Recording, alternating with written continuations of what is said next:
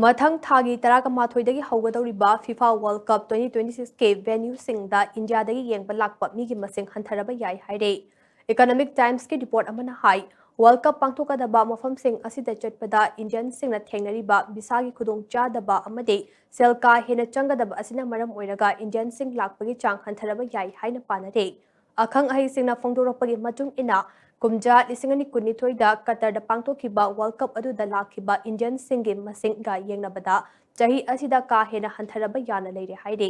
मी लाखपगी मसिंग हंथरबसो हंदकी वर्ल्ड कप असिदा इंडियन फैंस सिंगदा सेल थादबगी चांगते ममांग येंगनबदा हंदकी चाही असिना यामना हेनगदौरे कुमजा लिसिंगनी कुनिथोइगे कतर दा पांथोखिबा FIFA वर्ल्ड कप ता इंडिया मचा लिसिंग यांखै तरेट लोम चटखिबने टूर्नामेंट अदुदा साउदी दगे मियोई लिसिंग हुफुतरा तरेट का चाम सुपना तरुक लाखिबने